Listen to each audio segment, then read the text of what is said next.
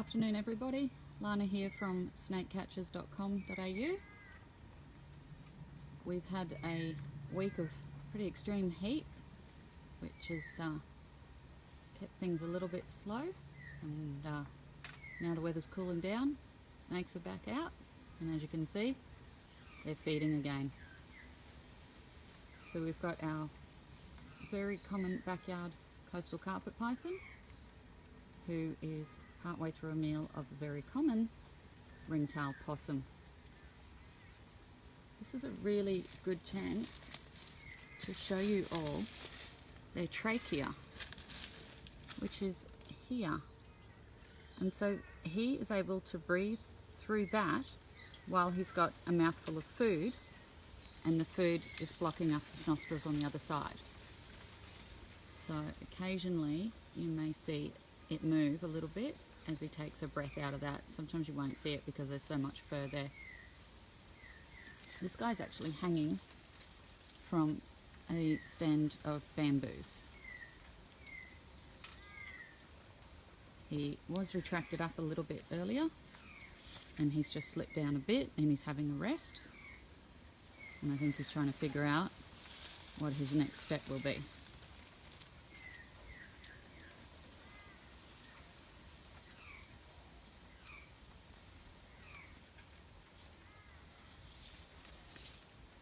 I'll try and step back without tripping to give you an idea of the size of him. So he goes right off into the bush up there.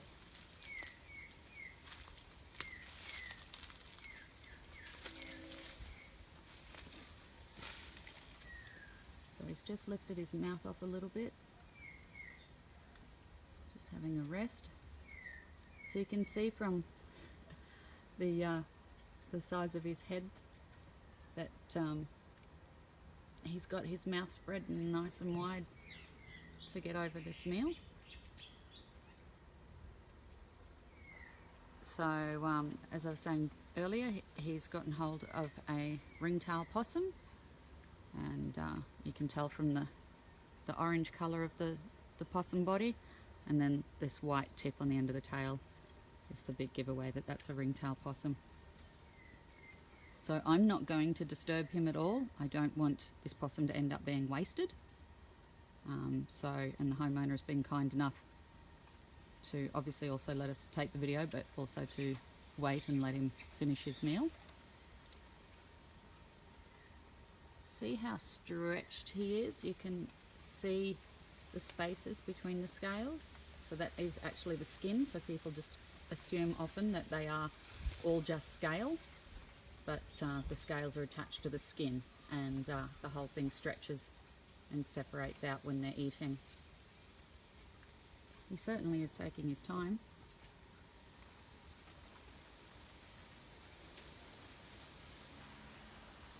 Might be camera shy.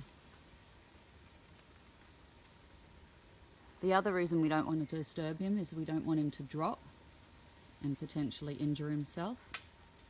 There are some rocks underneath him, so we don't want him to hurt himself. But as I said, he is just having a bit of a breather.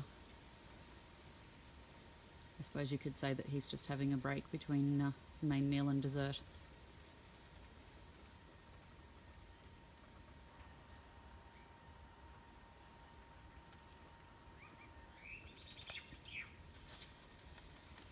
Let's see if we can have another look at that trachea.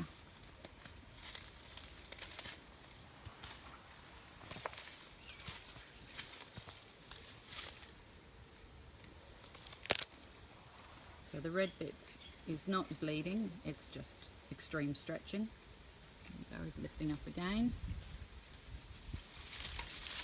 Okay, so he's coiling.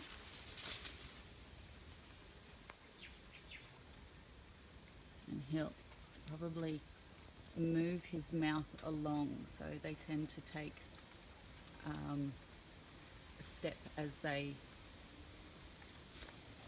so they sort of step with their front teeth. So the front right will go forward, then the front left, and then the back teeth will follow.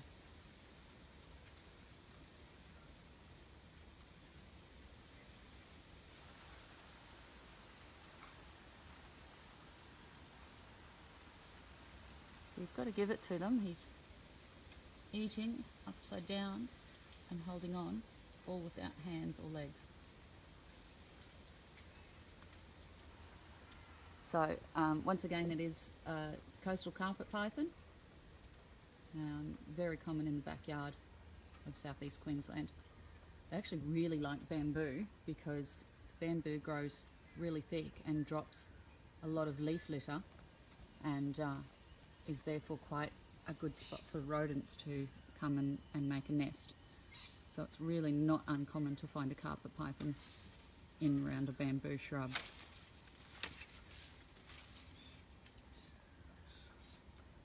So this should be a little bit easier for him now to take a swallow because he's got it facing up in the other direction.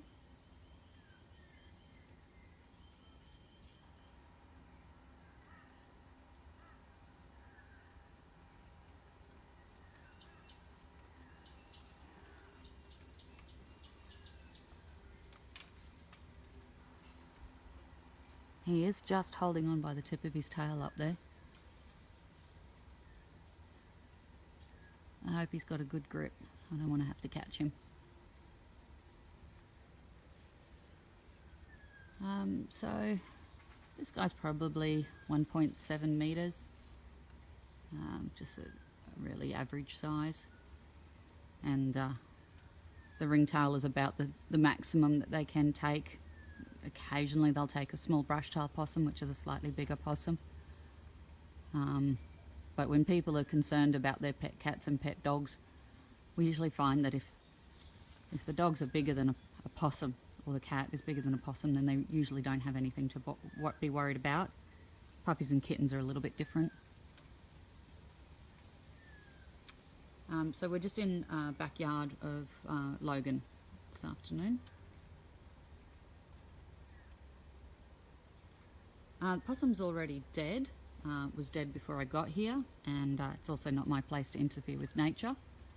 There's no point in me trying to take the possum off it now. As I said earlier, it would just be a waste of possum, so we may as well let the snake finish having its meal and digest it, and let nature continue on its way. I suppose we are interfering a little bit by relocating the snake, but the lady is just a bit concerned about her young children, even though they're never going to be in any danger. But that's fine, that's what we do, we relocate them.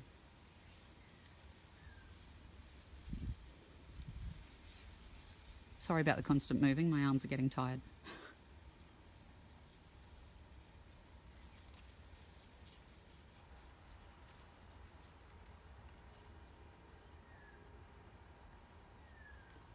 They're never in a hurry to eat.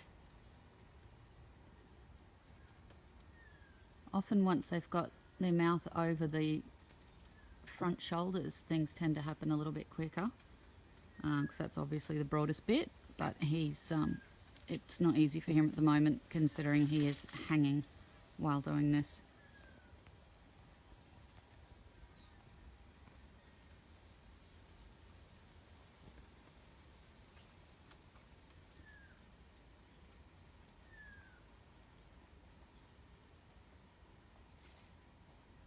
So he would have grabbed hold of this possum while it was sleeping in the dray. These possums make a dray in the trees, which is a nest made out of leaves and things.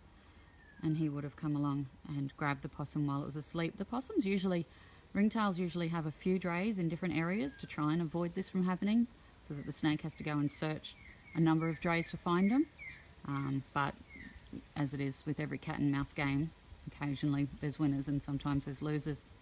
So he would have grabbed hold of this possum and he would have constricted around it very, very quickly. And what they do is they actually restrict the blood pressure, which slows the heart down, and eventually the heart stops and the possum passes out from a lack of blood pressure and then dies. And then the snake would slowly release the coils a little bit, turn it round, and then depending on where it had grabbed it, and then started to eat it from the head first.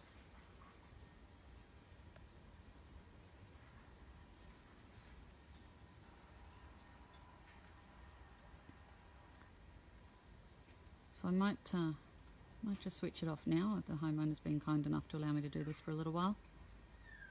And I'll take some photos and try and post them up for you sometime during the week. Thanks everyone for watching.